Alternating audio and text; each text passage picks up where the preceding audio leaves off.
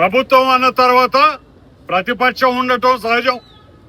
మీరు ఏదైనా తప్పు చేస్తే ఆ తప్పుని ఎత్తి చూపే బాధ్యతే ప్రతిపక్షం.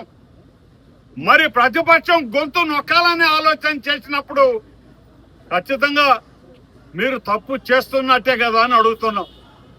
మరి ఈరోజు జరిగినటువంటి ఈ కార్యక్రమంలో మేము అందరం కూడా వందల మంది ఈరోజు వైఎస్ఆర్ కాంగ్రెస్ పార్టీ కార్యకర్తలు ఆ కుటుంబానికి, ఆ కుటుంబంలోని ఆ తల్లికి మద్దతుగా ఈరోజు కలెక్టర్ గారికి విన్నపం ఇవ్వడానికి ఆ తల్లి వస్తుంటే అందరూ కూడా రావటం జరిగింది. మేము కూడా వస్తాం తల్లి నీతో అని. మేము ఒకటే అడుగుతున్నాం, ఆమె అడుగుతా ఉంది, తప్పు చేసి ఉంటే శిక్ష పడాల్సిందే. తప్పు చేశాడా లేదా కనీసం పోలీసు వాళ్ళు ఏమన్నా ఒక స్టేట్మెంట్ ఇచ్చారయ్యా? ఎన్ని గంటలుగా అరెస్ట్ చేశారు, ఎప్పుడు పోయారు, ఎక్కడ పట్టుకున్నారు? నోటికి వచ్చిన మాట ఎవడు పడితే వాడు ఎట్లా అంటే అట్లా మాట్లాడటం, అవి పత్రికల్లోనో సోషల్ మీడియాలోనో ఎగతాళిగా రాయటం ఏం పద్ధతి అండి? ఎవరిని గురించయ్యా మీరు అవహేళన చేస్తూ ఉండేది? పార్టీలో ఒక జిల్లాకి ప్రాతినిధ్యం వహిస్తున్నటువంటి ఒక పార్టీ అధ్యక్షుడిని మీరు ఎగతాళిగా ఈరోజు మాట్లాడుతున్నారు. రేపు అనేది రాదా అని అడుగుతున్నాను. ఎక్కడ అరెస్ట్ చేసింది పోలీసా? చెప్పేది మీరా నాయనా? ఎవరు చెప్తారు? తెలుగుదేశం నాయకులు చెప్తారా ఎక్కడ అరెస్ట్ చేసింది, ఆయన ఎక్కడ ఉండింది? పోలీస్ కాదా చెప్పాల్సింది? మరి ఏ స్టేట్మెంట్ కూడా రాకుండా వాళ్ళు ఏ విధంగా ఈ కార్యక్రమాన్ని కోర్టు దాకా నడిపారో పోలీస్ చెప్పాల్సి ఉంటే ఆ పోలీస్ ఏమో ఈ రోజుకి నోరెత్తలా. మరి ఈ రోజు అక్కడ ఉన్నటువంటి పరిస్థితులు చూస్తే అతని మీద తప్పుడు అభియోగాలు. ఊరికే అనుకుందామయ్యా మనం, ఆయన ఒకసారి జిల్లా పరిషత్ చైర్మన్, 2 సార్లు 3 సార్లు ఎమ్మెల్యే, మంత్రి. తిడతాడయా మాలోళ్ళని మాదిగోళ్ళని? ఎస్సీలని తిడతారా ఎవడైనా? రాజకీయాల్లో ఉండే అంత స్థాయి నాయకులు ఎక్కడన్నా ఉందా ఇది? కొడతారయ్యా? మరి కేసేంది? కనీసం విచారణ చేయరండి. ఏమీ లేదు. ఏమీ లేకుండా ఎస్సీ ఎస్టీ యాక్ట్ తీసుకెళ్లి లోపల పెట్టారు. ఎంతకాలం పెట్టగలరు మీరు? ఆయన బయటకు వచ్చిన తర్వాత అయినా మళ్ళీ మామూలుగా ఈ ప్రభుత్వం చేసే లోట్లని తప్పకుండా ఎత్తి చూపే కార్యక్రమం గోవర్ధన్ రెడ్డి గారు చేసేదే. ఎందుకంటే జిల్లా అధ్యక్షుడు అతను, ఈ పార్టీ ప్రతినిధి అతను. ప్రతిపక్షంలో ఉన్నటువంటి వ్యక్తులు ఖచ్చితంగా ప్రభుత్వాన్ని తప్పుల్ని లొసుగొల్ని ఎత్తి చూపించే బాధ్యతలోనే ప్రతిపక్షం ఉంటుందయ్యా. మరి ఇటువంటి సందర్భాల్లోనే మేము వైఎస్ఆర్ కాంగ్రెస్ పార్టీ కార్యకర్తలకు కానీ ఈరోజు పూజితమ్మకి మద్దతుగా ఇక్కడికి వచ్చినటువంటి సర్వేపల్లి మరి ఇతర ప్రాంతాల నుంచి వచ్చిన కార్యకర్తలు, నాయకులందరికీ కూడా మనవి చేస్తున్నాం. తప్పనిసరిగా ఇటువంటి పనులకి తప్పకుండా ఒకరోజు సమాధానం ఉంటుంది. ఆ రోజు అందరూ కూడా ఈ పని మనం ఎందుకు చేసామని ఇప్పుడు చేయించిన వాళ్ళందరూ బాధపడే రోజు వస్తుందని మనవి చేస్తూ, మరి ఈ రోజు మేము కలెక్టర్ గారి దగ్గరకు వచ్చాం. ఆ అమ్మాయి ఒకటే చెప్తా ఉంది, తప్పుగా చేసి ఉంటే మా నాయన్ని జైల్లో వేసాయి. తప్పు చేశాడా లేదా తేల్చండి. మీ వ్యవస్థ మీద మాకు నమ్మకం పోయింది. ఈ వ్యవస్థల మీద నమ్మకం లేకుండా తప్పుడు అభియోగాలతో కేసులు పెట్టే పని అయితే సిబిఐ చేత వేయించండి విచారణ. ఒకవేళ సిబిఐ మీ నాయన తప్పు చేశాడంటే మా నాయన్ని లోపల వేయండి అని ధైర్యంగా ఈ రోజు వచ్చే కలెక్టర్ ముందు కాగితం ఇచ్చింది. భయపడలా. ఒక్కొక్కరి మీద ఎన్ని కేసులు ఉన్నాయి నాయన? ముఖ్యమంత్రులు చేసిన వాళ్ళ మీద ఎవడన్నా నాకు సిబిఐ హీరోయిన్ అడిగినోడు ఉండడయా? అడిగితే వెళ్ళిపోయారా జైల్లోకి? ఖచ్చితంగా వెళ్ళిపోతారు. అందుకని వాళ్ళు అడగరు. ఎదుగో ఈ పాప అడుగుతా ఉంది, మా నాయన తప్పు చేసి ఉంటే లోపల ఏమంటుంది.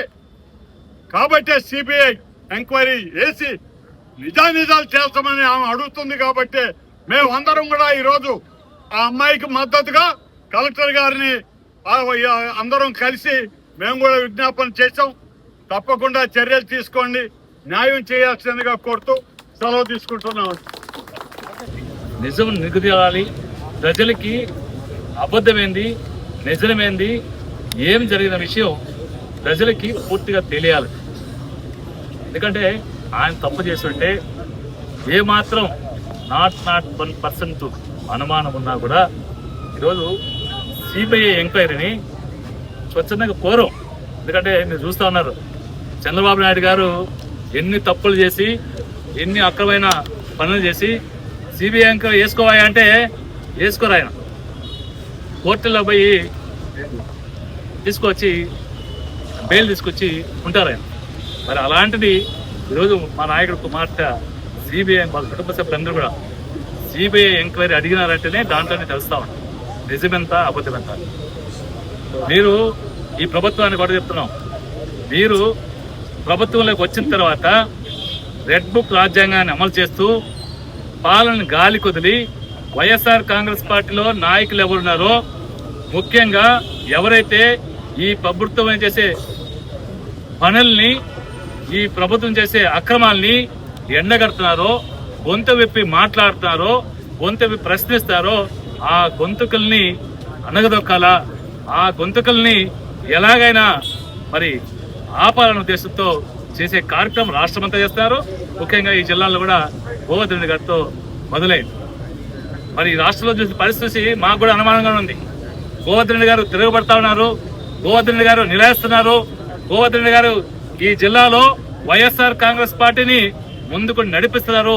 ఖచ్చితంగా ఏదో ఒక విధంగా బట్టి ఆయన్ని కూడా కట్టడి చేసే ప్రయత్నాలు ఈ ప్రభుత్వం చేస్తుందని అనుమానించాం. అనుమానమే నిజమైంది. ఎప్పుడో పెట్టిన కేసుని మరి దాంట్లో సత్తా లేకపోయినా మరి కన్ఫెక్షన్ స్టేట్మెంట్ తీసుకొని ఎవరో చెప్పారని, ఎవరో ఎస్సీ కేసు పెట్టారని, మరి ఇంతకన్నా దుర్మార్గమైన విషయం ఇంకోటి. మేము కూడా అన్నగారిన వర్గాలకు వచ్చాం. గోవర్ధన్ గారితో చాలా కాలం నుంచి ప్రయాణం చేస్తున్నాం. ఎక్కడ కూడా వాళ్ళ కుటుంబ సభ్యులు కానీ వాళ్ళు కానీ మమ్మల్ని ఎప్పుడూ సోదర భావంతో చూస్తారు. వాళ్ళ సంస్కారం అది కాదు. ఎవరిని కులం పెట్టి ఇట్టేదో, కులంతో వాళ్ళని ఏమన్నా ఇబ్బంది పెట్టేదో వాళ్ళ సంస్కారం కాదు. అందరూ జిల్లా ప్రజలందరూ తెలుసుకోవాలా. ఎందుకంటే మేము చాలా కాలం నుంచి 15 సంవత్సరాలు చూస్తున్నా గోవర్ధన్ రెడ్డి గారిని, వాళ్ళ కుటుంబం చూస్తా ఉన్నా. వాళ్ళ ఇంటికి వెళ్తే హ్యాపీగా మాకు వాళ్ళ కుటుంబంతో కలిసి భోజనం పెడతారు మాకు. మరి అలాంటిది మరి ఆయన ఎస్సీని తిట్టారంట, ఎస్సీని నిర్బంధించారంట, వాళ్ళ ఇల్లు కూల్చారంట. 4 ఏళ్ళకి ముందు కూలిస్తే ఈ రోజు ఎస్సీ కేసు పెట్టి అంటే ఏదో ఒక విధంగా గోవర్ధన్ రెడ్డి గారిని జైలుకి పంపించాలి. సునికానందం ఆనందపడాలి. మరి ఇది మంచిది కాదు. పోలీస్ వ్యవస్థ కూడా చెప్తున్నాం, అధికారులందరూ చెప్తా ఉన్నాం, మీరు ఇక్కడైనా మానండి. ఇక్కడైనా మానకపోతే ఇందాకే చంద్రశేఖర్ చెప్పినట్టు మరి రాజ్యాంగాన్ని మీరు అవహేళన చేస్తూ రెడ్ బుక్ రాజ్యాంగాన్ని పాలన చేస్తే మరి వ్యవస్థలు గాడి తప్పితే భవిష్యత్తులో మీరు కూడా ఇదే ఇంతకన్నా ఎక్కువ అనుభవించాల్సి వస్తుంది. ధైర్యవంతులు, పోరాట పట్టణం కలిగినటువంటి నాయకులు, మా ప్రీతం నాయకులు గోవర్ధన్ రెడ్డి గారి కుమార్తె ఈరోజు ధైర్యంగా వచ్చి జరుగుతున్నటువంటి అన్యాయాన్ని గుర్తించమని స్టేట్ లో ఉన్నటువంటి ఏజెన్సీలు కాకుండా సెంట్రల్ ఏజెన్సీతో నిర్ధారణ తెలుస్తుందని ధైర్యంగా ముందుకు రావడం ఆమె స్వాగతించాలి. మీ అందరికీ తెలుసు, జిల్లా వాసులందరికీ ఒక నిరాధారమైనటువంటి స్టేట్మెంట్ తీసుకొని కేసు పుటప్ చేశారు. మీకు అర్థమై ఉంటుంది, ఈ కేసులో A1 గా ముద్దాయిగా చెప్పినటువంటి వారికి బెయిల్ రావడం జరిగింది. A4 పెట్టారు. మీ ప్రకారమే, మీ ఆలోచన ప్రకారమే తీసుకుంటే A1 కి బెయిల్ రావడం ఏంది, A4 కి బెయిల్ రాకుండా పోవడం ఏంది? కక్షపూరితమైన వాతావరణం సృష్టించడం కోసం సెక్షన్లన్నీ కలిపి ఆయన ఇబ్బంది చేయడం జరిగింది. వారు చెప్పినట్టు ఈరోజు జిల్లాలో వైఎస్ఆర్ పార్టీ కార్యకర్తలందరూ బాధపడుతున్నారు. ఇంత అన్యాయమా అని చెప్పి బాధపడుతున్నారు. అందుకే ధైర్యంగా సిబిఐ ఎంక్వైరీకి అడుగుతున్నాం. చంద్రశేఖర్ రెడ్డి గారు చెప్పినట్టు ఈ వాతావరణం సరికాదు, ఎప్పుడు లేని వాతావరణం తీసుకొస్తున్నారు. ఇదే రకంగా జగన్మోహన్ రెడ్డి గారు గవర్నమెంట్ ఆలోచించుంటే ఏ వాతావరణం అయి ఉండేది? ఇది కరెక్ట్ కాదు. న్యాయ పోరాటంతోనే ముందుకెళ్తాం. మాకు ప్రజా కోర్టులో మంచి పుష్కలమైనటువంటి బలం ఉంది, ఆదరింపు ఉంది. మరి అందరూ ఆదరిస్తున్నారు. ఈ రోజు వెంకటగిరిలో ఆయన కోర్టుకు వస్తుంటే వేలాది మంది అక్కడ పరిగెత్తుకుంటూ వచ్చారు. ఒక పోరాట పట్టణం కలిగిన నాయకత్వం గోవర్ధన్ రెడ్డి గారు. ఈ రోజు ఆయన గొంతును నొక్కేస్తే జిల్లా అంతా సైలెంట్ అయిపోతుంది అన్న వాతావరణం తీసుకొస్తున్నారు. అది కరెక్ట్ కాదు. ఈ రోజు ప్రతి కార్యకర్త ముందుకు వచ్చి నిలబడుతున్నాడు. మేము కాపాడుకుంటాం పార్టీని అని, వాళ్ళ కుటుంబానికి అండగా మేము ఉంటామని చెప్పి ఈ రోజు చిన్న విషయానికి తెలియగానే వాలంటరీగా ఇంతమంది వేలాది మంది రావడం అంటే ఆయన కుటుంబం మీద, ఆయన నాయకత్వం మీద ఎంత గొప్ప నమ్మకం ఉందో మీ ద్వారా తెలియజేసుకుంటూ మరొకసారి అది కుమార్తె ధైర్యానికి నిజంగా చాలా సంతోషం వేస్తుంది. ఒక ధైర్యమైన నాయకుడికి ధైర్యవంతులైన కుమార్తె పుడుతుంది. ఈ రోజు ధైర్యంగా వచ్చి సిబిఐ ఎంక్వైరీ వేయడం అంటే చిన్న విషయం కాదు. ఒక నిష్పక్షపాతంగా జరిగేటటువంటి సిబిఐ ఎంక్వైరీ కావాలని ప్రతి కార్యకర్త కూడా కోరుకుంటున్నారు. మీ ద్వారా తెలియజేసుకుంటూ